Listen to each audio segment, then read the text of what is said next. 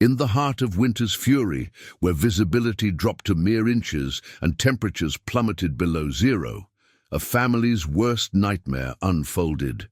Their 3-year-old son vanished into the blinding snow, leaving nothing but tiny footprints that were rapidly disappearing in the intensifying blizzard. Hope seemed lost until Max, their aging German shepherd, blind from years of loyal service, lifted his head and caught a familiar scent. Despite his disability, Max's unwavering devotion drove him into the storm, following traces that only his keen nose could detect. Through howling winds and treacherous drifts, the old dog pressed forward, guided by something deeper than sight. But what price would this loyal companion pay for his heroic journey through the storm? Before we jump back in, tell us where you're tuning in from, and if this story touches you, make sure you're subscribed, because tomorrow I've saved something extra special for you. The brass badge lay in its velvet-lined box, tarnished with age, but still bearing the proud inscription, K9 Unit, Search and Rescue. Sarah Miller would often find her father-in-law, Robert, polishing it on quiet evenings, his weathered hands moving with careful precision across the metal surface. The badge told the story of Max's earlier life, before he came to be their family's. And guardian, before his eyes began to fail, Max had been exceptional from the start. While other shepherd pups tumbled and played, he showed an uncanny focus during training exercises.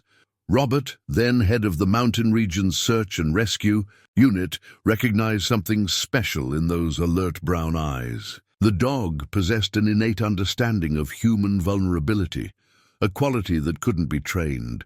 For 8 years, Max served alongside Robert in the Rocky Mountain Search and Rescue Team. Their record spoke for itself. 27 successful missions, 18 lives saved in conditions that had defeated both human searchers and technology. Max could detect a human scent carried on mountain winds from distances that seemed impossible, leading rescue teams through blizzards, across treacherous ravines, and into remote valleys where lost hikers huddled, hoping for salvation. The locals, he called him the Miracle Shepherd. Robert would correct them gently, explaining that there was no miracle, just dedication, training, and a dog's pure heart. Max's reputation grew beyond their small mountain community, drawing attention from larger rescue organizations. But Robert knew Max belonged here, among the peaks and valleys he knew by heart. It was during a particularly challenging rescue 5 years ago that they first noticed the change in Max's vision. A young climber had been stranded on a cliff face. As darkness fell, and Max led the team through the gathering dusk with his usual confidence. But on the return journey, something was different. The shepherd hesitated at obstacles he would normally navigate with ease, relied more heavily on his nose than ever before. The veterinarian's diagnosis was devastating, but not uncommon for the breed progressive retinal atrophy. Max's world would gradually fade to darkness. Robert faced a difficult decision, but in his heart he knew what Max deserved, a retirement filled with love and purpose. That's when Sarah and James Miller entered Max's life. Sarah, Robert's daughter-in-law, was expecting their first child, and James had just accepted a position managing the mountain resort's winter operations. They needed someone experienced with the region's harsh weather, and Robert knew Max's instincts remained sharp as ever, even as his sight dimmed. The transition from active duty to family life came naturally to Max. He mapped their cabin's layout, in his mind, learning every creak of the floorboards, every piece of furniture's location. His dedication simply shifted focus, from searching for strangers in distress to protecting this new family that had welcomed him so completely. When Tommy arrived, Max's world expanded in ways none of them expected. From the first moment, Sarah brought their son home, the shepherd appointed himself chief guardian. He would lie for hours beside Tommy's crib, head raised at the slightest sound. As Tommy grew from infant to toddler, Max became his constant companion, shadow, and protector. The bond between them deepened as Tommy learned to walk. Max would position himself as a steady support, letting the child grip his fur for balance. When Tommy stumbled, Max was there to cushion the fall. The dog's blindness seemed to fade in importance. He tracked Tommy through the house by sound and scent, anticipating the boy's movements with an accuracy that amazed them all. Sarah often found herself watching them together, her 3-year-old son reading picture books to the aging shepherd, Max's head resting gently in Tommy's lap, both of them sharing a peace that needed no words. These quiet moments made her grateful for Robert's insight in bringing Max into their lives. They developed their own routines. Every morning, Tommy would help fill Max's water bowl, carefully carrying it with both hands, while Max padded patiently beside him. At bedtime, Tommy insisted on giving Max his goodnight hug, small arms wrapped around the shepherd's neck, whispering secrets that only Max would ever know. But it was in moments of uncertainty that Max's training still showed through. During summer thunderstorms, he would guide Tommy to the safest corner of the house, away from windows, positioning himself between the child and any perceived threat. When winter winds howled around their mountain cabin, Max's presence was a constant reassurance that all was well. None of them could have known how vital that bond would become, or how soon Max's years of training would face their greatest test. As Robert polished the old badge that evening, snow was already beginning to fall, and the wind was rising with a voice that spoke of storms to come. Tommy's red winter boots stood by the cabin door, small splashes of bright color against the weathered wood. They were his pride and joy, chosen specifically because they matched Max's red service collar, a connection the child noted with solemn importance. Sarah had already laid out his snow pants and jacket, knowing tomorrow would bring another day of winter wonder for her son and his faithful companion. The evening wrapped around the cabin like a thick blanket, broken only by the occasional crack of branches heavy with snow. Inside, warmth from the river rock fireplace filled every corner, and the rich aroma of Sarah's beef stew simmered on the stove. James sat at his computer, frowning at weather reports that grew more concerning by the hour. "Storms tracking worse than expected," he murmured, more to himself than to Sarah. "Resorts probably going to shut down tomorrow, looking at whiteout conditions by mid-morning." His years of mountain weather experience made him particularly attentive to nature's warnings. Max lay in his usual spot near the fireplace, head resting on his paws, but his ears remained alert, tracking every sound. Though his eyes had long since ceased to serve him, his other senses had sharpened to compensate. He could tell from the changing air pressure that something was coming, something that made his old weather sense tingle with unease. Tommy sat cross-legged beside Max, running his small hands through the shepherd's thick fur. "Max says it's gonna snow lots and lots," he announced with the certainty of a child who believed absolutely in his dog's wisdom. Sarah smiled at his declaration, though she shared some of Max's apparent unease about the approaching storm. Robert had called earlier, his voice carrying the gravity of decades spent in mountain rescue. "Keep an eye on this one," he'd warned. "It's got the feel of that '98 storm."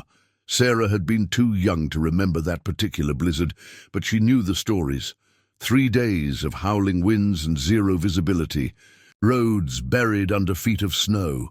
As if sensing the adult's concern, Max shifted closer to Tommy, allowing the boy to use him as a backrest while he played with his wooden train set. The shepherd's protective instinct, honed through years of service, had never dimmed with his vision. If anything, blindness had made him more attuned to potential threats, more focused on keeping his family safe. Sarah watched them together, marveling, as she often did, at their connection. Tommy would lay out his toys in specific patterns, and Max would carefully step around them, having memorized his young charge's play habits. When Tommy dropped a toy too far to reach, Max would nose it back to him with gentle precision. The wind picked up outside, rattling the window frames. Max's ears twitched at each gust, and Tommy looked up from his trains. "Max doesn't like the wind," he observed, patting the shepherd's head comfortingly. "It's okay, Max. We're inside where it's warm." James stood from his computer and walked to the window, peering out into the gathering darkness. The security lights illuminated thick curtains of falling snow, the flakes dancing chaotically in the strengthening wind. "Sarah," he called softly, "we should bring in some extra firewood tonight. Might lose power tomorrow if this keeps up." Max rose at James's tone, his movement careful but purposeful. Despite his blindness, he navigated to the door without hesitation, ready to help as he always had. James smiled at the old habit. In his working days, Max had always been first to volunteer for any task. "Stay with Tommy, old friend," James said warmly. "I've got this one." Max turned his head toward the sound of James's voice, then back to where Tommy played. After a moment's consideration, he settled back down beside the boy, ever mindful of his primary duty. Sarah began gathering candles and flashlights, setting them in strategic locations throughout the cabin. Years of mountain living had taught her to prepare for isolation. They had plenty of food, water, and emergency supplies, standard procedure for anyone living at this elevation. Tommy yawned widely, triggering their evening routine. "Time for bed, sweetheart," Sarah announced. "Say goodnight to Max." The boy wrapped his arms around the shepherd's neck in their nightly hug, and Max responded with a gentle nuzzle. "Can Max sleep in my room tonight?" Tommy asked, employing his most persuasive tone. "Because of the storm." Sarah hesitated, then nodded. Though Max usually slept near the fireplace, his presence would comfort Tommy through what promised to be a noisy night. As Sarah tucked Tommy into bed, Max settled into his designated spot near the door, positioned perfectly to monitor both the room's entrance and the child's bed. The wind's voice grew stronger, but Tommy drifted off quickly, secure in the knowledge that his guardian was near. Later, as Sarah and James prepared for bed themselves, they could hear the storm's increasing fury. The forecast warned of 3 feet of snow by morning, with more to follow. James double-checked the emergency generator, while Sarah ensured Tommy's warmest clothes were ready for the homebound day ahead. Neither of them could have known that these routine preparations, these ordinary moments of domestic life, were about to become desperately important. As the night deepened and the storm intensified, Max remained vigilant, his unseeing eyes fixed in the direction of his sleeping charge, while outside the wind wailed with growing strength, and the snow continued to fall. Dawn arrived as a mere suggestion of light through the whirling snow. The power had failed sometime during the night, leaving the cabin in a grey twilight broken only by the glow of the fireplace. Sarah woke to the sound of the generator humming, and the storm's persistent roar. The weather radio crackled with warnings: blizzard conditions, wind gusts up to 60 miles per hour, travel impossible. Schools were closed, roads shut down, and emergency services were operating on a crisis-only basis. James had already left the warmth of their bed to check the generator's fuel levels. Sarah pulled on her robe and went to wake Tommy, expecting to find him still curled up under his quilts, with Max standing guard. Instead, she found an empty bed, and no Max. Not immediately alarmed, Tommy often woke early to play. She made her way to the living room. The first warning sign was the draft. Then she saw it. The back door slightly ajar, snow dusting the floor beneath it. Tommy's red boots were missing from their spot by the door. Sarah's heart began to race. "Tommy." Her voice carried a tremor she couldn't control. "Tommy, where are you, sweetheart?" James returned from outside, stamping snow from his boots. "Generator's good for another 12 hours at least." He stopped at the sight of Sarah's face. "What's wrong?" "Tommy and Max. They're not in their room. And the door." She pointed to the gap, where wind-driven snow continued to slip through. James crossed the room in 3 strides, yanking the door fully open. Fresh snow had already covered most tracks, but he could make out small boot prints leading toward the garden gate. Larger paw prints accompanied them, but the storm was rapidly erasing both. "Tommy!" James's shout was torn away by the wind.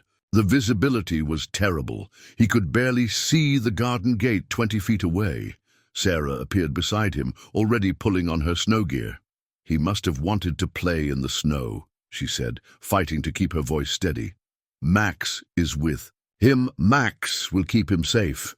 But both of them knew the temperature had dropped dangerously low overnight. Even properly dressed, Tommy wouldn't last long in this weather. And Max, for all his training and devotion, was blind. James grabbed their emergency packs, always ready by the door, and handed one to Sarah. "I'll head toward the garden. You check the shed and the old maple. He likes to play there." They both knew they had to work fast. In these conditions, they'd only be able to search for short periods before having to return to the cabin. As they stepped out into the storm, the wind nearly knocked them off their feet. The snow was deep, past their knees in places where it had drifted. James fought his way to the garden gate and found it hanging open, broken from its latch by the wind's force. Beyond it, the white world offered no clues. Sarah's voice carried faintly through the wind. "His prints go this way, through the gate." But even as she spoke, the blowing snow filled in the remaining traces of Tommy's passage. They pressed on, calling Tommy's name into the howling wind. The cold was intense, seeming to freeze their words before they could travel more than a few feet. Every few minutes, they had to turn their backs to the wind just to breathe. James's mountain experience told him they needed help, and quickly. He pulled out his satellite phone, their only reliable communication in storms like this. Robert would know what to do. He'd coordinated hundreds of searches. But as James dialed, his fingers already numb despite his gloves, he couldn't help. Thinking about Max, the shepherd had been more than just a family pet. He'd been a professional search and rescue dog, one of the best. But that was years ago, before his sight failed. What chance did he have now of tracking a scent in these conditions? And yet, Max was out there with Tommy, trying to do what he'd been trained for all his life. Sarah's scream cut through his thoughts. She stood near a large drift, holding something small and red, one of Tommy's mittens. The sight of it, half buried in the snow, made the situation terrifyingly real. Their 3-year-old was out in this storm, and even with Max beside him, his chances were diminishing with every passing minute. The satellite phone connected, and Robert's voice came through, distorted but clear enough. "James, everything okay? Up there? Tommy's missing," James said, the words feeling like shards of ice in his throat. "He went out into the storm. Max is with him, but how long?" Robert's voice shifted instantly to his rescue commander tone. "Can't be more than an hour. We just found—" "Listen carefully," Robert cut in. "I'm calling the team now, but in this weather, it'll take time to reach you. You and Sarah need to establish a search pattern. Don't go further than you can still. See the cabin's lights. Mark your trail. Every 15 minutes, return to the cabin to warm up and check if Tommy's returned. Do you understand?" James repeated the instructions to Sarah, who nodded, her face pale but determined. She was already readjusting her scarf to better protect against the wind. "James," Robert added, his voice heavy with experience, "Max knows what he's doing. Even blind, his nose works fine. He's trained for this. He'll try to either bring Tommy back or keep him in one place. Trust him." They divided the search area, staying within sight of each other when possible. The wind drove ice crystals into any exposed skin, and the cold seemed to be seeking every gap in their clothing. Every few minutes, they had to clear their goggles of snow. The world had become a white blur, broken only by the darker shapes of trees and the increasingly faint glow of the cabin's windows behind them. Sarah kept calling Tommy's name, her voice growing hoarse. James alternated between shouting for Tommy and whistling for Max, the special double whistle that Robert had taught them, the one that meant "come home." But the storm swallowed their sounds, leaving them in a muffled white wilderness where even their footprints disappeared within minutes. As they reached the 15-minute mark, James reluctantly signaled to Sarah that they needed to return to the cabin. Every step back felt like a betrayal, but they had to follow Robert's instructions. They had to stay strong enough to keep searching. Just before they reached the cabin, they heard it. A faint barking carried on the wind. They froze, straining, to hear over the storm's voice. The sound came again, distant but unmistakable. Max's deep bark, somewhere out in the white void. But whether he was calling for help or trying to guide Tommy home, they couldn't tell. The storm snatched the sound away, leaving them with only the wind's hollow moan and the growing fear in their hearts. Inside the cabin, Sarah's hands trembled as she grabbed Tommy's favorite blanket from his bed, holding it close to breathe in his scent. On the kitchen counter lay a family photo torn from its frame. She'd found it in the snow near the garden gate, as if Tommy had grabbed it on his way out. The image showed all of them from last summer. Tommy sitting on Max's back, both Sarah and James laughing, Max's tail a happy blur. The satellite phone crackled. Robert's voice came through, fighting static. Search teams mobilizing from 3 locations, but this storm... The rest of his words vanished in noise. When the connection cleared, his tone was urgent. Tell me exactly what Tommy's wearing.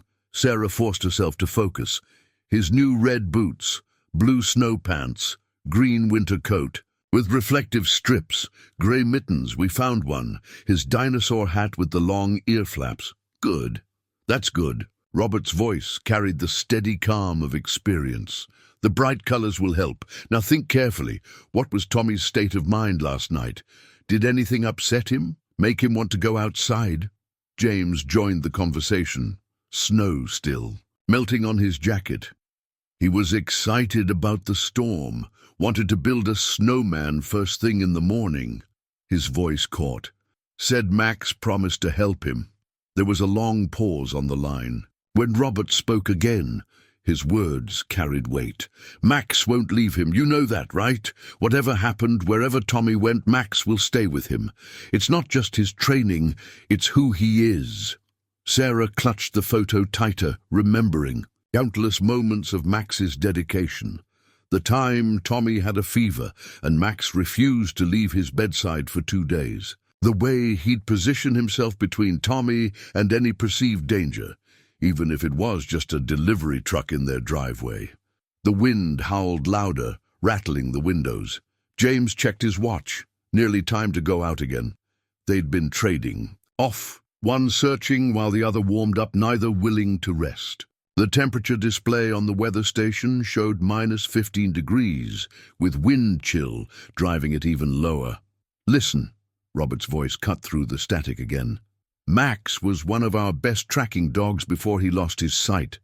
His nose, it was exceptional. Even in whiteout conditions, he could follow a scent. Remember that mission in 19, the lost skier? James nodded, though Robert couldn't see him. That search had made local headlines. Max tracking a lost skier through a storming night, finding him huddled in a snow cave just hours from death. But Max had been able to see then, and he'd been younger, stronger. His blindness, Robert continued, it might actually help. He's learned to trust his nose completely. In conditions like this, visibility means nothing. It's all about scent. Sarah zipped up her snow pants, preparing for another search attempt. But the wind, how can he smell anything in this? Wind creates patterns, eddies, places where scent collects. Robert's expertise showed through. Max knows this. He'll use the terrain, find sheltered spots where Tommy's scent lingers. And Tommy's scent, Max knows it better than any other in the world. A memory surfaced, Max lying beside Tommy's bed, nose twitching as he tracked the boy's every movement, even in sleep. His blindness hadn't diminished his ability to know exactly where Tommy was, what he was doing, whether he was happy or sad or scared. James pulled on fresh gloves, his jaw set with determination. We heard him barking earlier, to the northwest, maybe half a mile out. That's important, Robert said. Max wouldn't waste energy barking unless... The connection crackled, threatened to break. Unless he'd found something. A trace. A trail. He's telling us he's on track. Sarah stood by the door, Tommy's blanket still clutched in one hand. Outside, the storm's voice rose and fell like waves against their mountain sanctuary. Somewhere in that white chaos, her son was out there. But he wasn't alone. Max was with him, guided by something deeper than sight, by years of training, by unshakable devotion, by a love that asked nothing and gave everything. James checked their emergency packs one last time. Flares, hand warmers, high-energy food, first aid, supplies. They'd learned from their first frantic rush into the storm. Now they moved with purpose, with strategy, fighting the desperate urge to run blindly into the white void. "We're heading out again," James spoke into the satellite phone. "Northwest, following Max's last known position. Be careful," Robert advised. "The temperature's still dropping. Check in every 15 minutes. And remember, trust Max. He knows what he's doing." They stepped out into the storm's fury once more, leaving the cabin's warmth behind. The wind grabbed at them, tried to push them back, but they pressed forward. Somewhere ahead, Max was fighting through this same storm, following an invisible trail that only his nose could detect, guided by a lifetime of training and a love that transcended his darkness.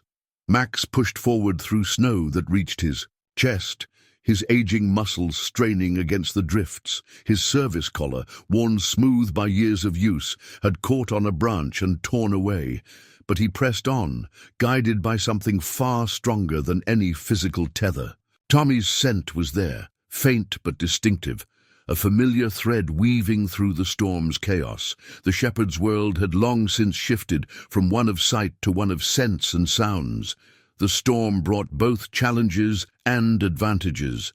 While the howling wind scattered some traces, it also concentrated others in the lee of rocks and trees. Max used these sheltered spaces as reference points, building a mental map of Tommy's path.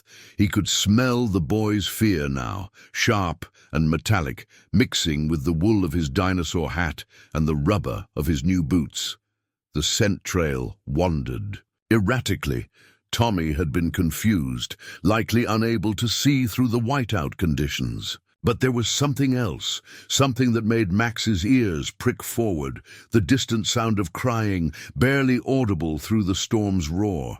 The cold tried to work its way through Max's thick coat, but his body remembered its training. Keep moving, generate heat, use the terrain. His paws had begun to ache from the ice building between his pads, yet each step was placed with deliberate care. Without sight, he'd learned to read the ground through touch, detecting subtle changes in texture that warned of hidden dangers. A sudden gust nearly knocked him off his feet, driving ice crystals through his fur. Max paused, nose lifted high, testing the air. Tommy's scent grew stronger, then vanished, then returned. The wind was playing tricks, but the shepherd's experience told him to trust his instincts. He angled slightly left, where a stand of pines would offer some shelter. From the wind, his training surfaced in fragments of muscle memory. The weight of a rescue harness he no longer wore. The proud set of his shoulders as he led search teams through mountain passes. The familiar commands, search, find. But this was different. This wasn't just another rescue mission. This was Tommy, his Tommy, whose small hands had guided him through his darkening world, whose voice had become his new light. Max remembered the first time Tommy had helped him navigate the cabin after his sight failed completely. The boy's innocent understanding. "It's okay, Max. I'll be your eyes now." Their roles had reversed countless times since then. The shepherd guiding Tommy away from danger. Tommy guiding Max around new furniture or visitors' toys. A branch whipped across his face, but Max barely noticed. The cry had come again, closer this time. He barked in response, a deep, carrying sound meant to offer comfort and location. Years of training had taught him to conserve energy, but Tommy needed to know he wasn't alone. The wind changed direction, and suddenly Tommy's scent grew overwhelmingly strong. Max quickened his pace, ignoring the protest of tired muscles.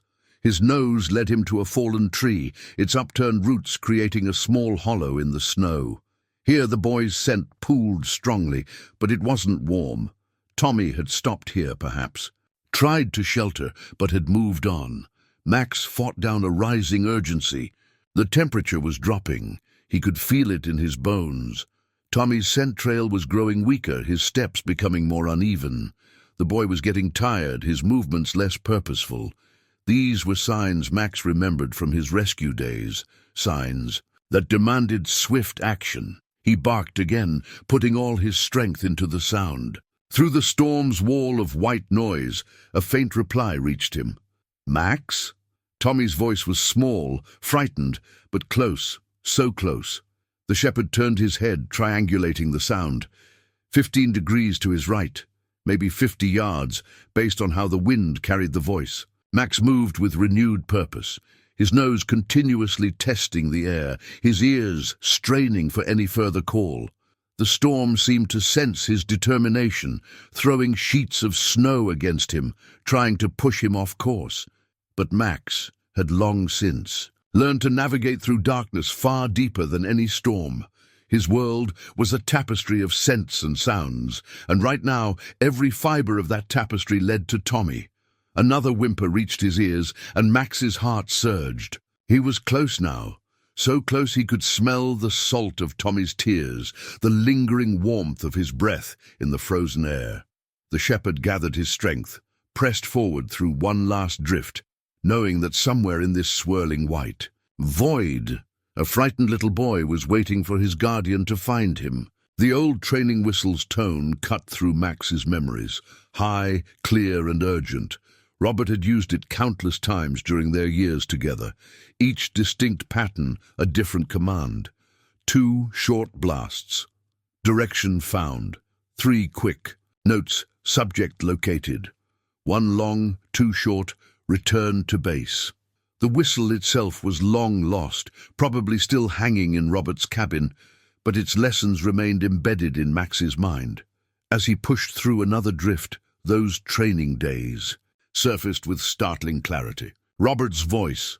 "Trust your nose, Max. Your eyes can deceive you, but scent never lies." Even then, as if preparing him for the darkness to come, Robert had made him train blindfolded. Hours spent tracking hidden subjects through mountain terrain, learning to read the wind, to understand how scent moved through valleys and forests. There had been a search, one of their last together, that felt achingly similar to this moment. A young girl, lost in early winter conditions. The snow hadn't been as heavy then, but the stakes had been just as high. Max remembered the weight of his search vest, the reassuring touch of Robert's hand on his harness, the girl's scent growing, stronger as they approached her location. They'd found her huddled against a rock face, cold but alive. Max had led the medical team straight to her, and Robert's proud words afterward. "That's why we train so hard, boy. Every life saved is worth every hour spent practicing." The memory strengthened him now as he followed Tommy's trail. The same. Principles applied. Use terrain features to trap scent, work in a grid pattern, pay attention to wind direction. His blindness wasn't a handicap here. It was years of preparation for this very moment. Another sound drifted through the storm, and Max's ears pricked forward. Not Tommy this time. A different voice calling from far behind. Sarah or James, searching. He wanted to respond, to bark out his location, but experience held him back. He couldn't risk losing Tommy's scent trail. Every ounce of energy had to be preserved for moving forward. Robert's training voice echoed in his mind. "Focus, Max. One task at a time. Don't let anything distract you from the search." Those words had been accompanied by artificial distractions. Dogs barking, people calling, even recordings of crying. Max had learned to filter everything out, except the scent he was tracking. The wind shifted again, and suddenly Max picked up a new scent that made his heart race. Blood. Just a trace, but fresh. Tommy must have fallen, scraped himself. The shepherd's pace quickened, his nose working frantically to pinpoint the source. More of Robert's teachings surfaced. When you find blood, Max, you're getting close, but stay calm. Panic helps no one. Through the years of searches, Max had developed an internal clock for timing. He knew roughly how long he'd been tracking, how far he'd come from the cabin. The blood scent was no more than 10 minutes old. Tommy had passed this way recently. Very recently. A particularly bitter gust of wind brought another memory. His first winter training session. Robert teaching him how to preserve body heat, how to shield a subject from the wind, how to share warmth in survival situations. Your fur is like a blanket, Max. Sometimes keeping someone warm is just as important as finding them. That lesson had been reinforced over and over. Max had lost count of the times he'd found someone, and simply laid beside them, keeping them warm until help arrived. His body remembered the technique. Curl around the subject, use his bulk as a windbreak, press close to share heat. The blood scent grew stronger, accompanied by a new sound that made Max's ears strain forward, fabric rustling against wood. The shepherd moved more cautiously now, testing each step. Tommy was close, very close. But in these conditions, one wrong move could mean losing the trail completely. Robert's final training lesson played through his mind, the day they'd discussed his failing eyesight. "You've got everything you need right here, boy," Robert had said, tapping Max's nose. "Eyes or no eyes, you know how to save lives. Don't ever forget that." Max hadn't forgotten. Even after retiring to live with Sarah and James, even after Tommy became his new purpose, those lessons remained. Every game of hide-and-seek with Tommy had been a mini search mission. Every time he guided the boy home from the garden had been a rescue in miniature. Now, as he pressed forward through the storm's fury, Max was no longer just the family's blind shepherd. He was every inch the search and rescue dog he'd been trained to be, with all his years of experience focused on one critical mission: finding Tommy and keeping him alive until help could reach them. The wind howled again, but Max barely noticed. Another sound had caught his attention: the chattering of teeth, the shuffle of small boots against wood. His nose confirmed what his ears detected. Tommy was there, just ahead, and he was running out of time. Tommy's lost mitten lay half-buried in the snow, its wool fibers still holding his scent strong enough to make Max whine with renewed urgency. The shepherd's nose told him a detailed story. Tommy had stopped here, probably trying to warm his hands. The boy's fear scent had spiked, mixing with the cold sweat of exhaustion. He hadn't stayed long. The tracks led onward, but they were more erratic now, wavering in a way that made Max's training instincts sound silent alarms. The temperature had dropped again. Max could feel it in the way the snow crunched beneath his paws, how the ice crystals formed more quickly in his fur. His nose, usually wet and sensitive, had to be constantly licked to prevent it from drying in the brutal cold. Every breath brought the sharp pain of frozen air into his lungs, but he forced himself to keep sniffing, to keep tracking. The wind had changed direction for the fourth time, bringing new challenges. Tommy's scent trail fragmented, scattered by the swirling gusts. Max paused, head raised, nostrils flaring as he sorted through the chaos of smells: pine sap from the trees, the mineral tang of snow, the distant musk of deer that had fled the storm. And there, threading through it all, Tommy's distinctive scent. But something was different now. The scent carried less warmth than before. Max knew from countless searches what this meant. Tommy's body temperature was dropping dangerously low. The boy's boots had left deeper impressions in the snow, suggesting he was trudging rather than walking, his movements becoming sluggish. A sound caught Max's attention: the hollow boom of wind through wooden spaces. His ears swiveled, tracking the sound's direction and distance. Old-growth forest lay ahead. He could smell the decay of fallen logs, the mushroom-rich earth protected beneath the snow. Tommy's trail led straight toward it. Max moved faster now, despite his own exhaustion. His back legs ached from ploughing through the deep snow, and ice had formed painful little balls between his toe pads. But his training held firm. Discomfort was irrelevant when a life hung in the balance. Robert's voice echoed in his memory. "The last 100 yards are always the hardest, boy. That's when you dig deeper." The shepherd's nose suddenly caught a new scent that made him freeze. Blood again, fresher this time, mixed with the sharp tang of raw wood. The combination told him Tommy had stumbled against something rough, a fallen branch perhaps, or splintered tree bark. The blood scent was minimal, probably just a scratch, but it confirmed Max was on the right track. Through the storm's howl, he detected something else, the subtle change in wind patterns that suggested large obstacles ahead. The air currents shifted and broke differently here, creating pockets of relative calm. In these small sheltered spaces, scent collected more strongly. Max worked his way from one pocket to another, building a clearer picture of Tommy's path. The boy had been moving more slowly through this area, his trail doubling back in places as he probably searched for shelter. Max could smell his confusion, his growing panic. But then the trail straightened out, leading directly toward.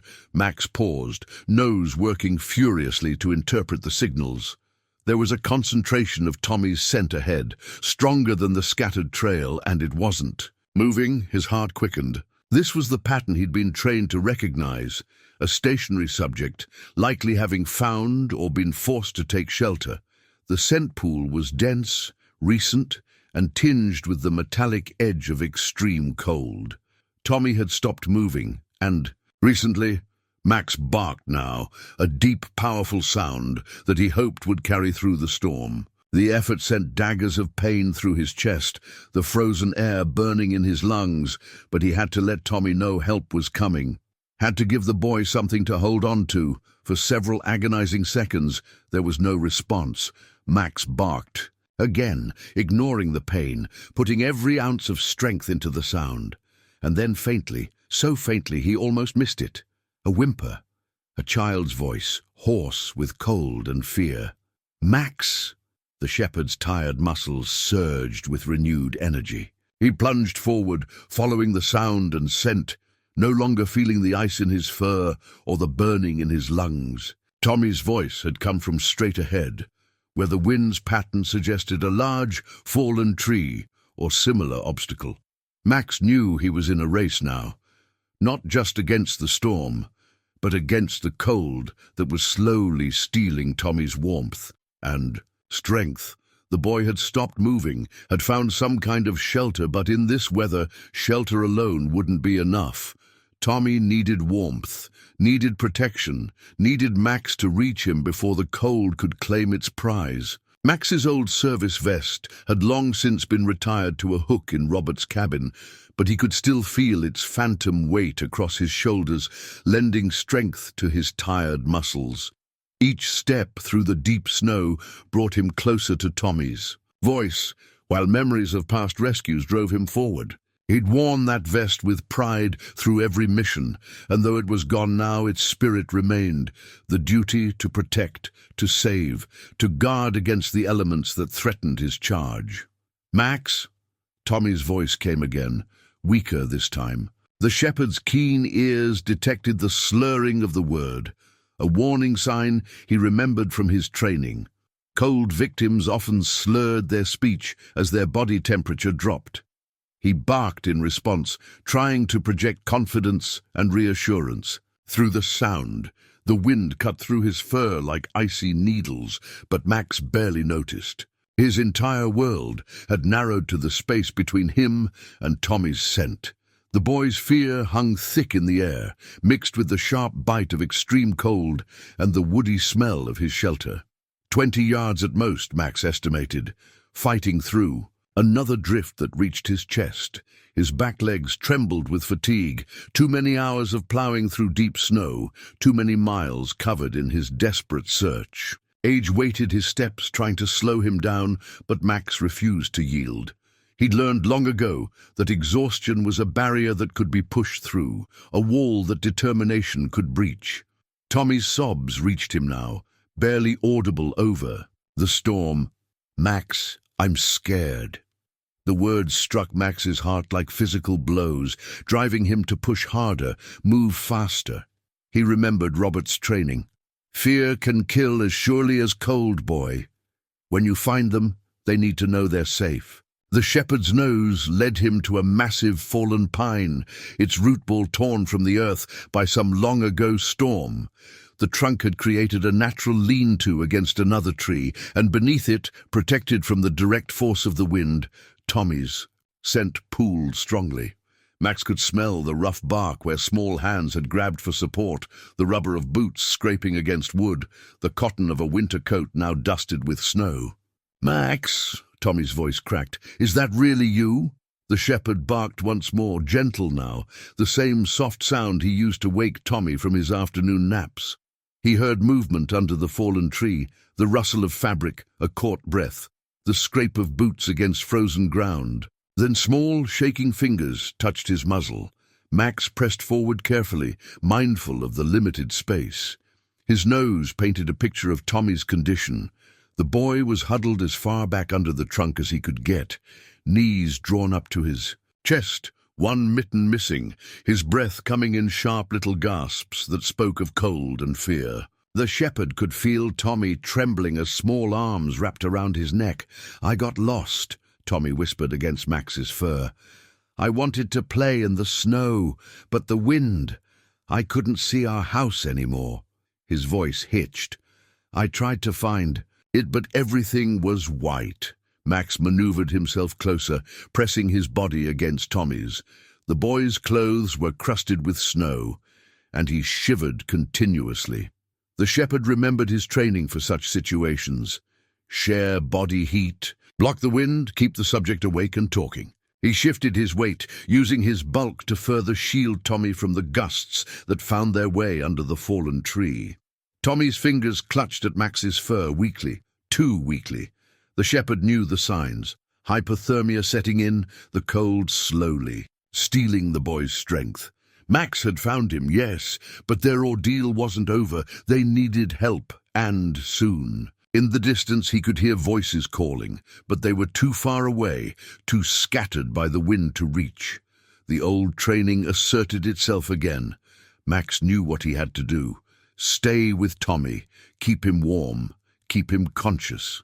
He'd done this before, in other searches, other storms, but never with stakes so personal, never with a child he loved as his own. Tommy's head drooped against Max's shoulder, and the shepherd gently nudged him, encouraging movement. They needed to generate whatever warmth they could. Max's own body heat would help, but Tommy had to keep fighting too. The boy stirred slightly, his voice barely a whisper. "I knew you'd find me, Max. You always find me." The trust in those words filled Max with renewed purpose. He couldn't see the storm that raged around them, couldn't see the snow that continued to pile up against their shelter, but he could feel Tommy's heartbeat against his side. As long as that heart kept beating, Max would keep fighting. He settled in more firmly, becoming a living barrier between Tommy and the deadly cold, prepared to hold this position for as long as necessary. The rotting log that sheltered them had the musty smell of old-growth forest, its core hollowed out by years of weather and wildlife. Max could detect traces of previous inhabitants, squirrels, rabbits, even a fox from last season, but now it served a far more crucial purpose. The natural arch of the fallen trunk created a space just large enough for a small boy and his shepherd, partially protected from the storm's fury. "Tell me a story, Max," Tommy mumbled, his voice faint against the shepherd's neck. "Like when we play in my room."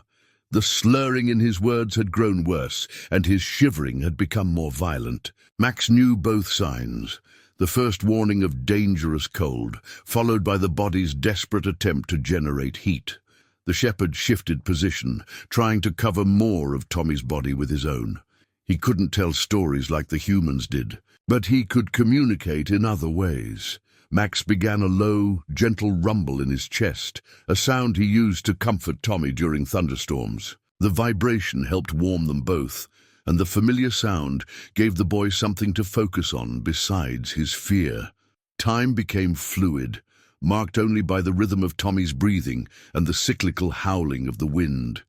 Max kept his nose working, constantly, alert for any sign of approaching rescuers. The storm had intensified again. He could feel it in the way the air pressure changed, how the wind found new ways to slip through their shelter's meager protection. "My hands hurt," Tommy whimpered, trying to burrow deeper into Max's fur. The shepherd knew this pain. He'd encountered it in other rescues. The bitter cold first stung, then burned, then brought a dangerous numbness. Max gently took Tommy's, bare hand in his mouth, using his breath to warm the frozen fingers. An old trick Robert had taught him. Sometimes the smallest things make the biggest difference in survival. Tommy's other hand, still wrapped in its mitten, clutched weakly at Max's fur.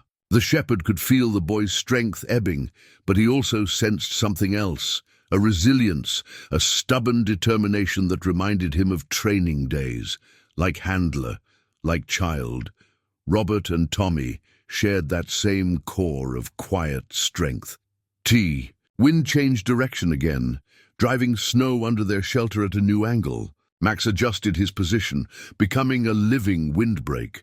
His own body temperature had dropped, his muscles aching from the constant shivering, but his training held firm. "Your comfort doesn't matter," Robert used to say. "Only the survivor matters." "Max?" Tommy's voice was barely a whisper now. "Are Mum and Dad looking for us?" The shepherd pressed closer, offering what warmth and reassurance he could. He could still hear distant voices calling through the storm, but they seemed to be moving in the wrong direction. Max wanted to bark, to guide them closer, but he knew the sound would cost precious energy they couldn't spare. His role now was simple but crucial. Keep Tommy warm, keep him conscious, keep him alive. Time slipped by in a white blur. Tommy drifted in and out of focus, sometimes talking about school or his toys, sometimes falling into dangerous silence that prompted Max to nudge him awake. The shepherd kept count of the boy's breaths, the way he'd been trained to monitor survivors. Any change in rhythm triggered an immediate response, a gentle prod, a warm lick, anything to maintain consciousness.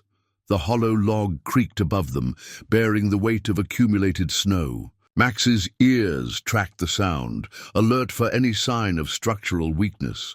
They couldn't risk moving. Tommy was too cold, too tired, but they needed to be ready if their shelter began to fail. "Remember when I first helped you find your water?" "A bowl," Tommy murmured, his thoughts wandering through memories. "After you couldn't see so good anymore?" His words were running together now, but Max recognized this too. The importance of keeping survivors talking, even if the conversations meandered. The shepherd rumbled his response, encouraging Tommy to continue. Each word, each breath, was a small victory against the cold. Max had learned through years of search and rescue that survival often came down to these tiny moments of perseverance, these small defiances against the elements. Tommy's head grew heavier against Max's shoulder. "You're the bravest dog ever," he whispered. "But I'm so tired, Max, so cold." Max knew they were reaching a critical point. The boy's body was losing its battle against the cold, despite everything the shepherd could do. They needed help soon, very soon. As if in answer to this desperate thought, a new sound cut through the storm's voice, sharper, more mechanical than the wind. Max's ears pricked forward, straining to identify it. The sound came again, distant but distinct. The rhythmic beating of helicopter blades. Hope surged through Max's tired body. He knew that sound from countless rescue operations. But the helicopter would need help finding them in this whiteout. The shepherd gathered his remaining strength, preparing for what he knew must come next. A choice between conserving energy and risking everything on one last effort to signal their location. A crystal pendant hung from Tommy's neck, a birthday gift from his grandmother, a simple thing that now caught what little light filtered through the storm, creating tiny prisms in their shelter. Max could sense its movement growing weaker as Tommy's shivering intensified. then more worryingly began to slow. The helicopter's sound had grown louder, then faded, then returned. But a new threat was emerging, one that Max's training had taught him to fear more than the storm itself. Tommy's breathing had changed. The quick, shallow pants of cold and fear were transforming into something deeper, more rhythmic. The boy's muscles began to relax, his grip on Max's fur loosening. "Just need to rest a little," Tommy mumbled, his voice distant and dreamy. So warm now. Max's training screamed danger. This false warmth, this desire to sleep. He'd seen it before in other rescues.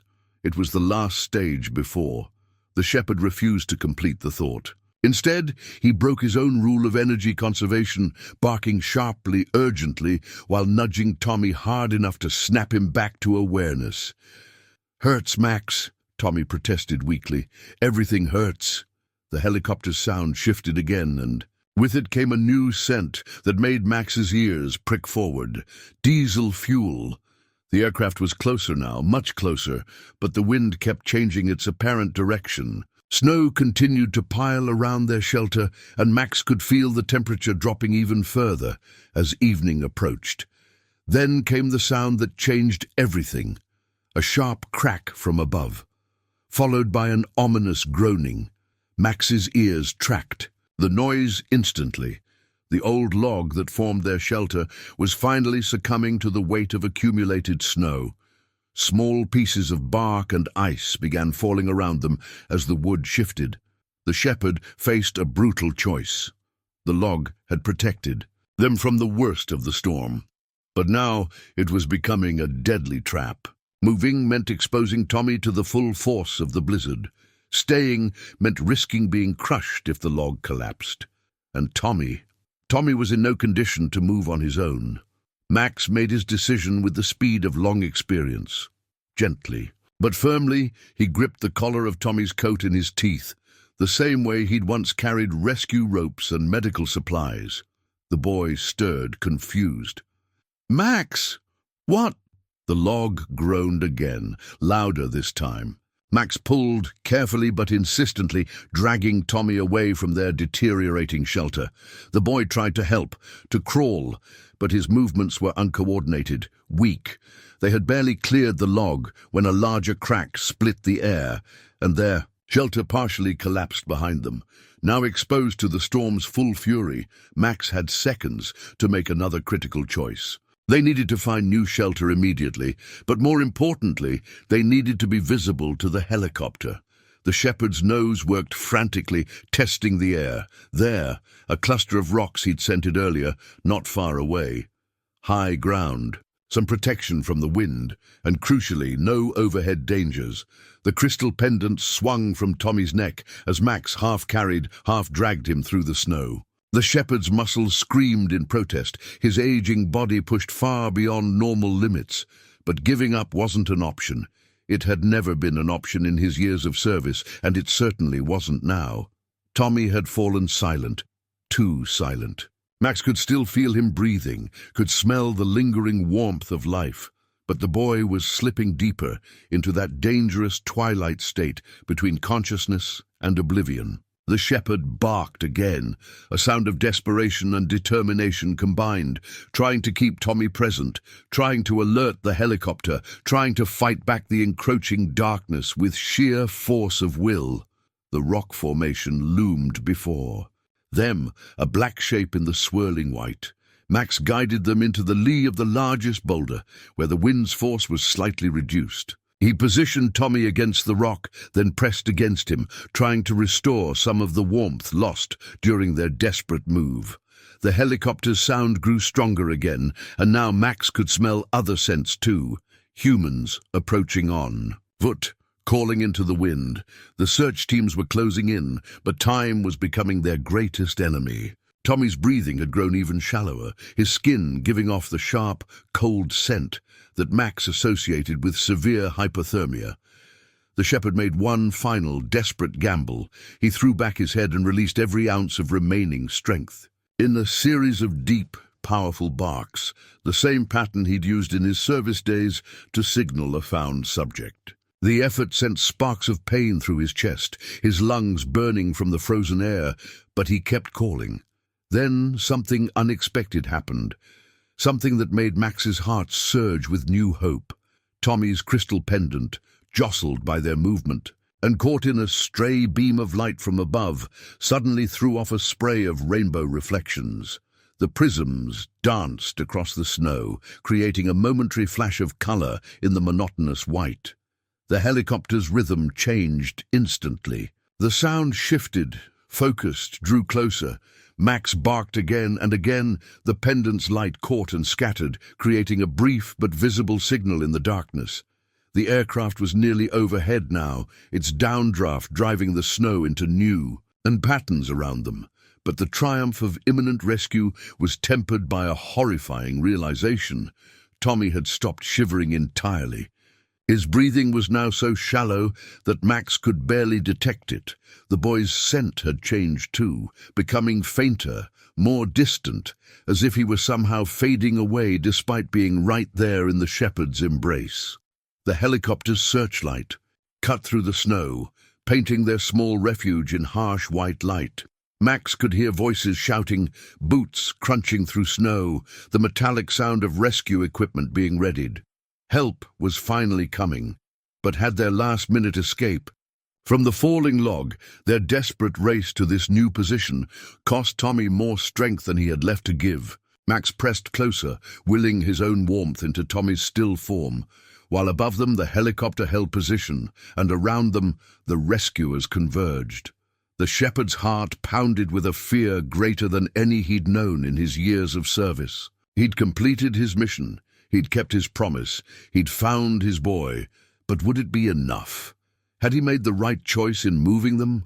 Or had that final effort pushed Tommy past some critical threshold? The crystal pendant swung one last time, catching the helicopter's searchlight as if offering its own final plea for salvation. The graying fur along Max's back was thick with ice, his body trembling from cold and exhaustion as he maintained his protective position around Tommy.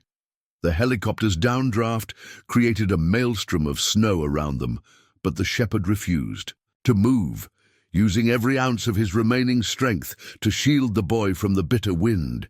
His own temperature was dropping dangerously low, yet his training held firm. Protect the subject at all costs. The first rescuer reached them, wearing the familiar scent of Robert's mountain rescue team. "Over here!" the man shouted, his voice nearly lost in the storm. "Child and dog both critical." Max recognized the procedures from his service days, the quick assessment, the urgent hand signals to the team, the controlled but rapid deployment of emergency gear. Tommy hadn't responded to the commotion, hadn't stirred at the voices or the helicopter's roar. His small body remained frighteningly still against Max's side. The shepherd could still detect the thread of life in him, but it was thin, fragile, like a candle flame in a strong wind. "Easy, boy," the rescuer said, recognizing something in Max's protective stance. "Let us help." He moved with the careful precision of someone used to working with service dogs, showing his hands, making no sudden movements. But Max didn't need the cautious approach. These were his people, his old team, and he knew exactly what they needed to do. The shepherd shifted slightly, allowing access to Tommy while maintaining body contact. His movement revealed the boy's face, pale and still beneath his frost-covered hat. The rescuer's sharp intake of breath told Max everything. Tommy's condition was even worse than they'd feared. More rescuers arrived, bringing emergency blankets and chemical warmers. Max watched them work with professional understanding, his nose tracking Tommy's scent for any changes. The metallic smell of extreme cold was too strong, overshadowing the warm, living scent that should have been there. "Get that chopper down," someone shouted. "We need immediate evac." The urgency in their voices matched the racing of Max's heart. He'd seen rescues like this before, had helped save others in similar conditions, but never had the stakes felt so personal, so devastating. They wrapped Tommy in layers of silver emergency blankets, carefully inserting chemical heat packs near his core. Max remained pressed against him, sharing what warmth he had left, remembering Robert's lessons about the crucial first minutes of treating severe hypothermia. Every second mattered now. A familiar scent caught Max's attention. Sarah and James were approaching, their voices carrying notes of terror and hope. The shepherd wanted to go to them, to somehow explain everything that had happened, but he couldn't. "Leave Tommy, not yet, not until he was sure." "Max?" Sarah's voice broke as she reached them. "Oh God, Tommy!" She dropped to her knees beside them, reaching out with trembling hands. The rescuers worked around her, their movements swift and practiced, but Max could smell their concern, their recognition of how serious the situation had become. James's sharp question cut through the wind. "Will he be all right?" The response was professional, measured, but Max's trained ear caught the underlying tension. "We need to get him to the hospital immediately. His core temperature is dangerously low." The helicopter had landed in a small clearing, its blades maintaining a slow rotation. Two rescuers lifted Tommy onto a stretcher, and for the first time in hours, Max felt the boy's weight leave his side. The absence was physical pain, but the shepherd forced himself to stand, to follow, even as his legs threatened to buckle. "The dog needs medical attention too," someone said, noting Max's condition.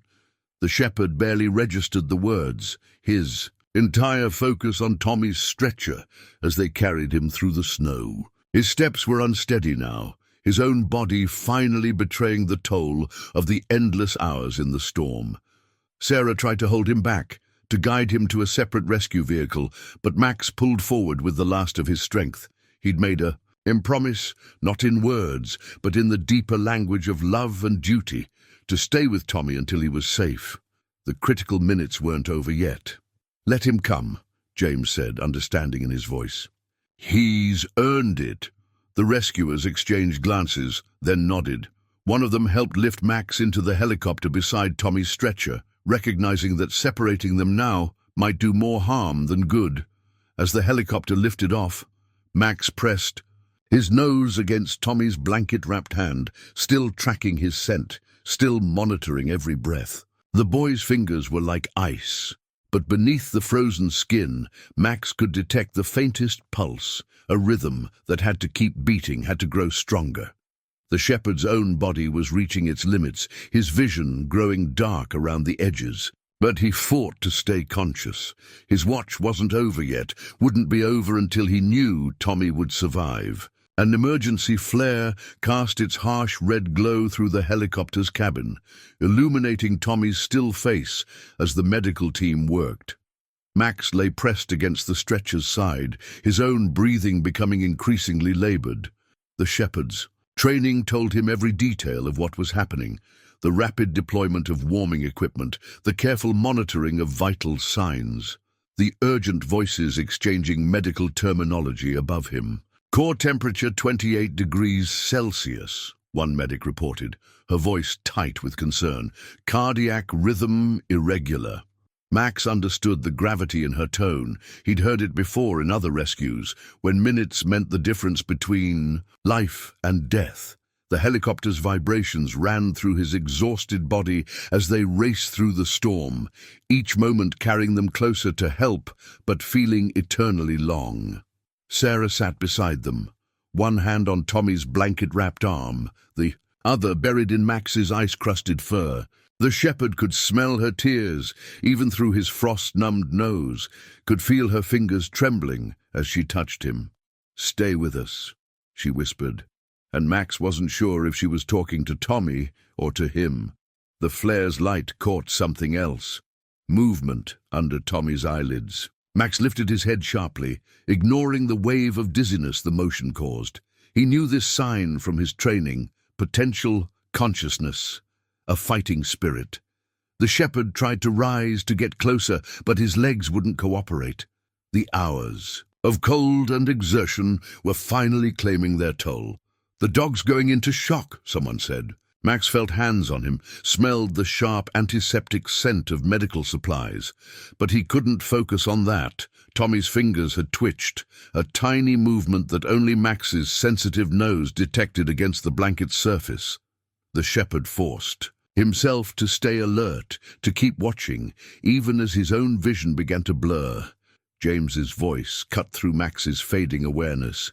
His paw pads are bleeding.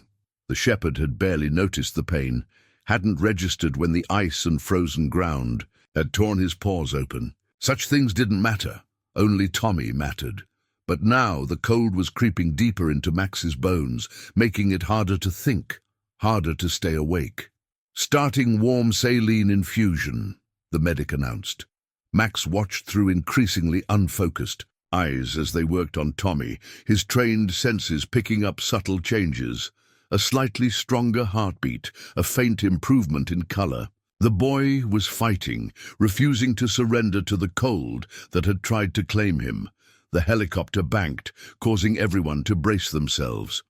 Through the windows, Max caught glimpses of lights below. Civilization, help, hope. But the movement had cost him.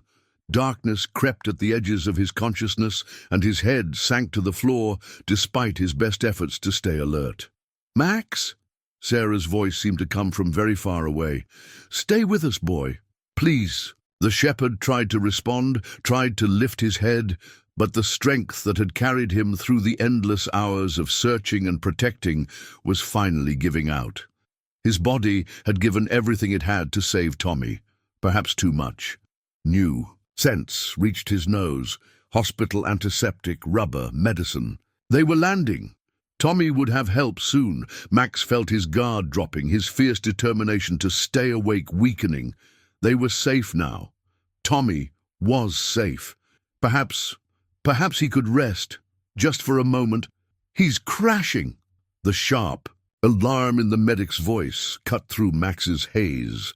The shepherd's head snapped up, one final surge of desperate energy. Tommy's scent had changed, taken on a dangerous weakness. No, not now. Not when they were so close. Max forced himself up, pushed his nose against Tommy's hand, whined deep in his throat. The sound was one he'd used countless times to wake the boy from naps, to call him in from play, to share quiet moments together. Behind him, he could hear the medical team preparing emergency equipment, their movements quick and urgent. The boy's fingers twitched again, and this time Max heard it. The faintest whisper, barely audible above the helicopter's noise. "Max!" The shepherd's heart surged. He pressed closer, ignoring the hands trying to move him back, refusing to be separated.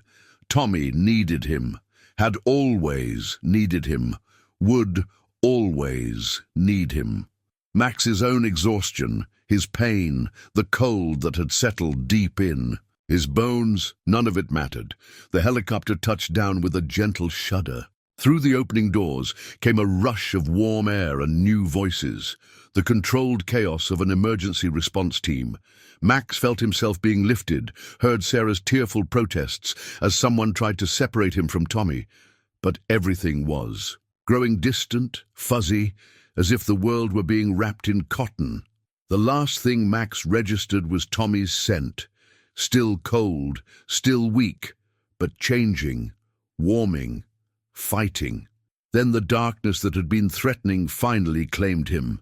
And the shepherd's world faded to black. The rescue rope that had once guided Max through countless mountain operations now lay coiled and forgotten in the helicopter as emergency teams swarmed around both boy and dog.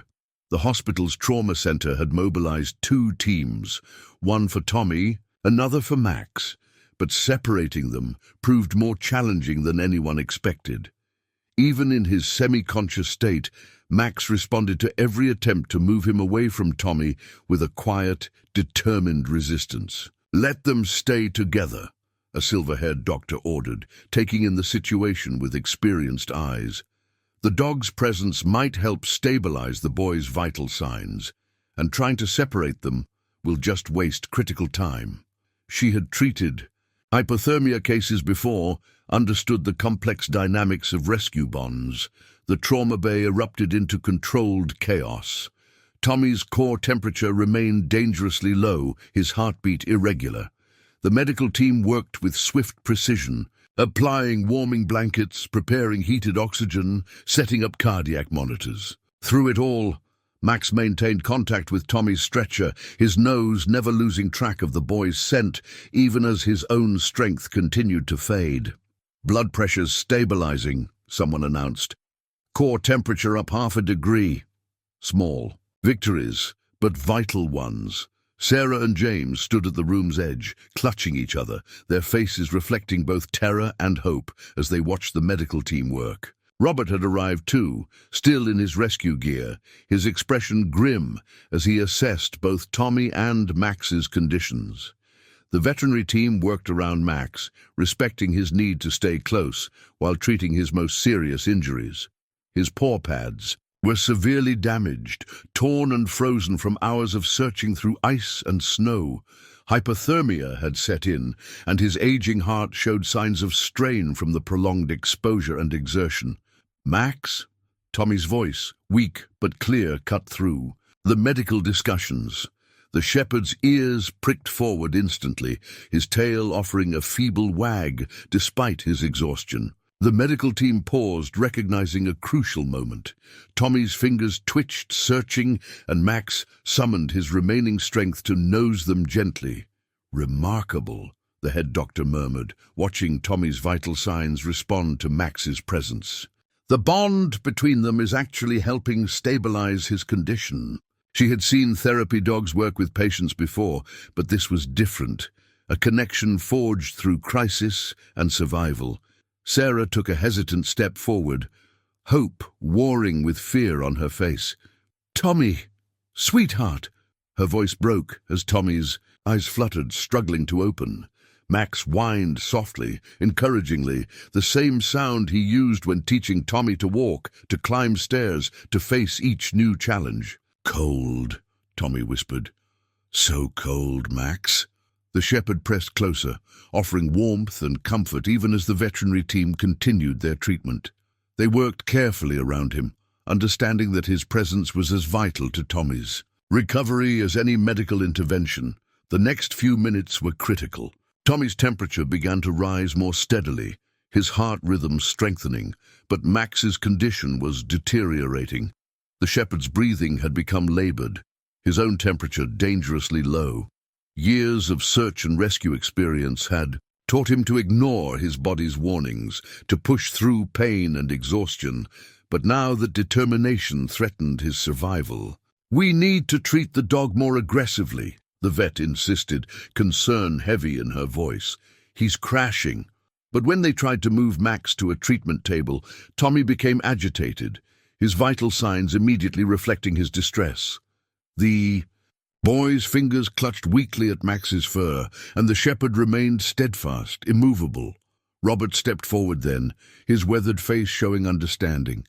He knelt beside Max, speaking in the calm, commanding tone that had guided them through countless rescues. "Let them help you, boy. Tommy's safe now. You did your job. You can rest." Max's ears twitched at the familiar voice, but his focus remained on Tommy. The shepherd's training warred with his heart, the imperative to protect battling with his failing strength. Through blurring vision, he watched Tommy's chest rise and fall, tracked the strengthening rhythm of his breathing. "Please, Max," Sarah pleaded, understanding now what Robert had seen. "Let them help you. Tommy needs you to get better too." Her words seemed to reach something deep in Max's consciousness. The shepherd had always responded to Tommy's needs, and now Tommy needed him to survive. Slowly, with tremendous effort, Max allowed the veterinary team to lift him onto their treatment table. But he positioned himself so he could still see Tommy, still track his scent. The medical teams worked in parallel now, saving both lives that had become so inextricably linked through their ordeal. Tommy's fingers remained outstretched toward Max, and the shepherd kept his nose pointed toward Tommy, maintaining their connection even as consciousness began to slip away. They had survived the mountain together. They would heal together too. The emergency blanket shimmered under harsh hospital lights, wrapped around both Tommy and Max as they lay in adjacent beds in the pediatric ICU. The medical staff had quickly realized that conventional hospital protocols would need adaptation. The shepherd's presence was proving as vital to Tommy's recovery as any medication they could administer. His core temperatures finally stabilizing, the night nurse reported, checking Tommy's monitors. The boy drifted in and out of consciousness, each awakening slightly stronger than the last. Max, fighting his own battle with hypothermia and exhaustion, remained alert despite the veterinarian's sedation attempts. The shepherd's eyes might have lost their sight years ago, but his ears tracked every change in Tommy's breathing, every beep of the monitors. Sarah sat between their beds, one hand resting on Tommy's arm, the other stroking Max's head. The shepherd's fur was still damp from the warming treatments, his paw pads heavily bandaged. The veterinary team had been shocked by his condition, not just the physical trauma of the rescue, but the sheer determination that had kept him going well past normal endurance. He shouldn't have been able to keep moving, the vet had explained to Sarah and James.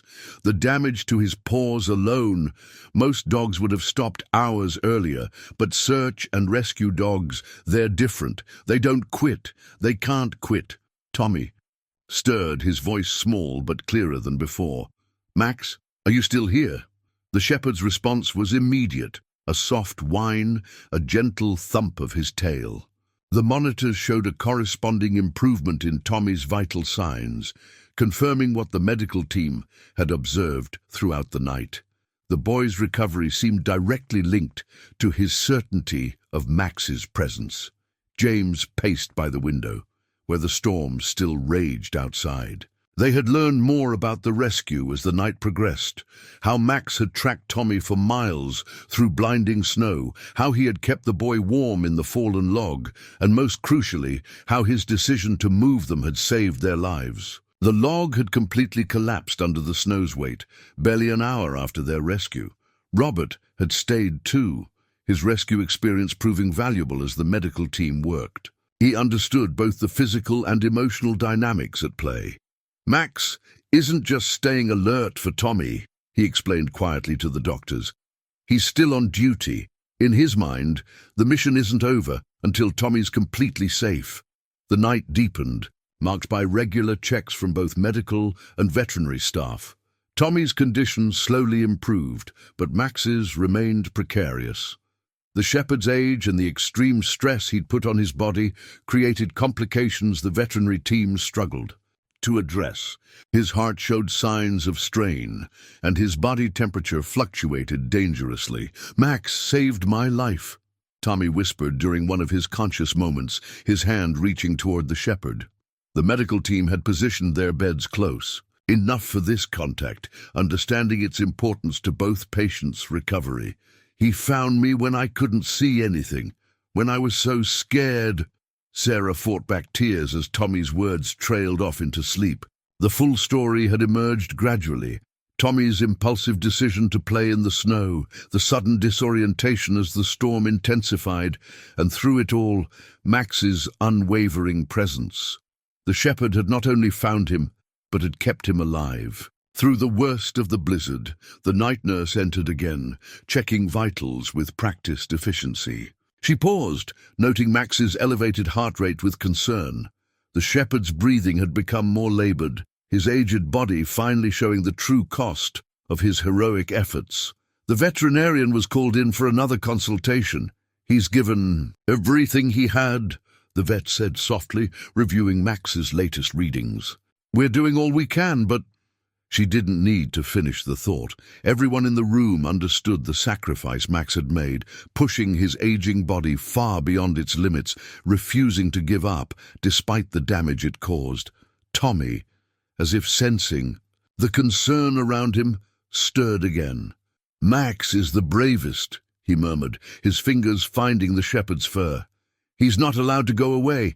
He promised to teach me how to be brave too." The simple statement seemed to reach Max in a way that medicine couldn't. The shepherd's heart rate steadied slightly, his breathing eased. The veterinarian checked his vitals again, a small smile touching her lips. "Well," she said, "it seems Tommy's not the only one responding to their connection. Keep talking to him, Tommy. He's listening." Through the long night, boy and dog continued their parallel journeys toward recovery. Tommy's strength gradually returned, while Max fought his own battle with quiet determination. Outside, the storm began to weaken, its fury spent. But in the hospital room, the strongest force had nothing to do with weather. It was the bond between a child and his guardian, each drawing strength from the other's presence, each refusing to leave the other behind. The veterinary report lay open on Tommy's bedside table, its clinical language softened by the morning sun streaming through the hospital window. Max's condition had stabilized overnight, though the list of injuries was sobering: severe hypothermia, cardiac strain, tissue damage to all four paw pads, and extreme exhaustion. But at the bottom of the report, the veteran K9 specialist had added a personal note: patient displays extraordinary resilience, consistent with his search and rescue. Background: prognosis cautiously optimistic. 3 days had passed since the rescue, and each day brought small but significant improvements. Tommy's color had returned, his body temperature now holding steady at normal levels. He tired easily, but remained, determined to stay awake whenever Max received his treatments, as if returning the vigilance the shepherd had shown him during their ordeal. The veterinary team had created a rehabilitation plan that worked around Tommy's recovery schedule. When Tommy had physical therapy to restore circulation to his cold-damaged fingers, Max would receive his paw treatments in the same room. The shepherd's bandages needed changing twice daily, a process that would have been challenging if not for Tommy's presence and gentle encouragement. "You're being so brave, Max," Tommy would whisper as the veterinarian worked on the shepherd's injured paws. The boy's words seemed to have a magical effect on Max, helping him remain calm during uncomfortable procedures. The medical staff had noted this partnership in their reports, documenting how each patient's recovery appeared to accelerate in the other's presence. Sarah spent her days moving between their beds, reading stories that both boy and dog seemed to enjoy. James had brought Tommy's favorite blanket from home, and its familiar scent helped both patients rest more easily. Robert visited daily, his experienced eye noting every sign of improvement in both his former K9 partner and his grandson. The story of their survival had spread throughout the hospital, touching hearts and changing protocols. The pediatric unit had begun developing new guidelines for incorporating therapy dogs into recovery programs, inspired by the remarkable bond they witnessed between Tommy and Max. Some partnerships transcend ordinary explanation, the lead physician had noted in her observations. The connection between this child and his dog appears to create a healing synergy that medicine alone cannot replicate. As Tommy grew stronger, he would often ask to sit beside Max's bed, his small hand resting gently on the shepherd's head. He spoke to Max constantly, sharing memories of their time together and making plans for future adventures. The shepherd's tail would wag gently at the sound of Tommy's voice, his unseeing eyes turned toward the boy's face as if drinking in every word. The dark hours of their ordeal began to fade, replaced by the warm reality of recovery. Yet something profound had changed, a deepening of the already strong bond between them. Tommy had experienced Max's unwavering devotion in the starkest terms possible, while Max had transcended his role as family pet to become something more, a guardian whose love had proven stronger than a blizzard's fury. Each morning brought new progress, small steps toward healing that they took together, just as they had survived together. The veterinary report might have detailed Max's physical condition, but it couldn't capture the spirit that radiated from both beds, a mixture of determination, love, and the quiet joy of second chances. A new custom dog tag hung from Max's collar, replacing the one lost in the storm. The simple silver disc bore an inscription that had brought tears to Sarah's eyes when the community presented it. Max, hero of Winter Storm Atlas, for extraordinary courage and devotion. Below these words, in smaller text, greater love hath no friend. 2 weeks after returning home, the changes in their household were subtle but significant. Tommy's bed had been moved downstairs temporarily, allowing Max easier access as the shepherd's paws continued to heal. The community had rallied around them, bringing meals, offering support, and sharing their own stories of Max's impact on their lives over the years. Each morning, Tommy would help change Max's bandages, talking softly to the shepherd throughout the process. The veterinarian had been amazed by how quickly Max's paws were healing, attributing it partly to Tommy's dedicated care. The boy had developed a gentle touch and infinite patience, determined to repay the dedication Max had shown him during their ordeal. "Remember how you kept me warm, Max?" Tommy would say as he carefully wrapped each paw. "Now it's my turn to take care of you."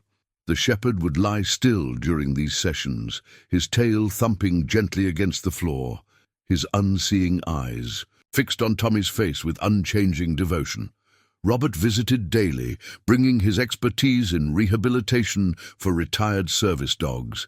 He worked with both Tommy and Max, teaching the boy exercises that would help the shepherd regain his strength, while maintaining their special bond. These sessions often ended with Robert sharing stories from Max's service days, helping Tommy understand the depth of training and dedication that had prepared Max for their crisis. The local news had covered their story, focusing not just on the dramatic rescue, but on the ongoing recovery that showcased the power of their connection. The footage of Tommy reading to Max during their therapy sessions had touched hearts across the region, leading to an outpouring of support from other families with service animals. Sarah noticed other changes too.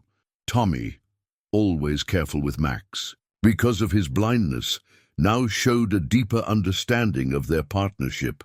He would describe things to Max in detail, not just guiding him around obstacles, but painting pictures with words, sharing his world in ways that bridged the shepherd's darkness. The mountain rescue team had incorporated their story into their training programs, using it to illustrate the extraordinary capabilities of service dogs and the importance of the human-animal bond. Max's ability to navigate the blizzard despite his blindness had become a powerful teaching tool for new handlers. Yet perhaps the most profound change was invisible to outside observers. In quiet moments, when Tommy would curl up next to Max for afternoon naps, there was a peace between them that transcended their previous relationship. They had faced death together and emerged stronger, their bond tempered by crisis into something unbreakable. The new tag caught the sunlight as Max shifted position, always keeping Tommy within reach. Its silver surface reflected not just light, but a deeper truth, that love, in its purest form, could guide even blind eyes through the darkest storm. Tommy would often hold the tag while falling asleep, his fingers tracing the words that tried to capture what Max had done, what he meant, what he would always be to them all. A bronze statue stood in front of the mountain rescue headquarters, its surface catching the summer sunlight. The sculpture depicted a German shepherd leading a small child through a storm, their forms emerging from rough-hewn waves of metal, meant to represent swirling snow. The plaque beneath it read simply, "Dedicated to Max and all service dogs who light the way home. Some heroes walk on 4 legs." 1 year had passed since the blizzard. Tommy, now 4, stood beside the statue, with his hand resting on the real Max's head. The shepherd's paws had healed completely, though he had officially retired from any rescue work. These days, his heroism showed in quieter ways, in his constant, gentle presence beside Tommy, in the comfort he brought to children visiting the rescue center. In the living example he provided of unwavering devotion. The statue had become more than a memorial. It was a teaching tool. Robert used it during training sessions, showing new rescue dog handlers how Max had used his other senses to navigate the storm. The story of the blind shepherd who saved a child against impossible odds had become part of local legend, inspiring A new generation of search and rescue workers. Tommy had changed too. The experience had left him with a wisdom unusual for his age, a deep understanding of loyalty and courage. He would often sit with Max in the garden, describing the flowers, the clouds, the birds, sharing his world with the shepherd who had risked everything to save him. Their bond had evolved into something profound, a partnership that spoke to the very best of both human and canine nature. Sarah and James watched their son grow more confident, more compassionate, guided by Max's steady presence. The shepherd might have lost his sight years ago, but he had shown Tommy how to see with his heart, how to face darkness with courage, how to lead with love. Max's legacy lived on in other ways as well. The mountain rescue team had developed new protocols for working with retired service dogs, recognizing that their training and instincts remained long after their active duty ended. The local veterinary hospital had established a fund in Max's name to help other service animals receive needed care, but perhaps the most meaningful tribute was the simplest. Every evening, as the sun set behind the mountains, Tommy would wrap his arms around Max's neck and whisper, "Thank you for finding me." And Max, his unseeing eyes filled with unchanging love, would gently press his nose against Tommy's cheek, a gesture that needed no words, no sight, no explanation. They had entered the storm as child and pet, as boy and dog. They had emerged as something more, a testament to the extraordinary depths of loyalty, the boundless capacity of love, and the timeless truth that heroes come in all forms. Their story, cast in bronze and carried in hearts, would continue to light the way for others, proving that sometimes the clearest vision comes not from the eyes, but from the soul.